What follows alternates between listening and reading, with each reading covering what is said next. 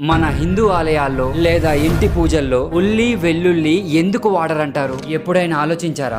ఒకటి, ఉల్లి వెల్లుల్లి రజో మరియు తామసం అన్న ఆయుర్వేద వర్గంలోకి వస్తాయి. ఇవి కోపం, అనారోగ్యం, అలాగే మనసు తలతికమించే భావనల్ని పెంచుతాయంట. అదే పురాణాల ప్రకారం చూసుకుంటే సముద్ర మదనం సమయంలో స్వర్భాను అనే రాక్షసుడు అమృతం తాగి శిరస్త్రాణం కోల్పోతాడు. అంటే శ్రీ మహావిష్ణువు అసురుడి తల ముండాన్ని సెపరేట్ చేసేస్తాడు. ఆ అసురుడినే రాహుకేతువుల పిలుచుకుంటాం. సో అలా శ్రీ మహావిష్ణువు సెపరేట్ చేసే క్రమంలో వాళ్ళ రక్తపు చుక్కలు నేలపై పడినప్పుడు అవే ఉల్లి వెల్లుల్లిగా మారాయంట. అందుకే ఇవి దేవుడికి నివేదించరు. అంటే ఇవేవో మానవ శరీరానికి హాని కలిగిస్తాయని కాదు, కానీ ఆధ్యాత్మిక శుద్ధికి మాత్రం వ్యతిరేకంగా ఉంటాయి. జైనులు, బౌద్ధులు అయితే అసలు ఈ మొక్కలనే వాడరు. ఎందుకంటే అవి భూమిలో ఉంటాయి కదా. సో వాటిని పీకేటప్పుడు జీవుల హాని అవుతుందంట. అంటే వాటికి కూడా జీవం ఉంటుంది అని నమ్ముతారు. మరి మీరు ఎప్పుడైనా ఇవి ఆలయాల్లో లేదా పూజల్లో వాడడం చూసారా? కామెంట్ చేయండి.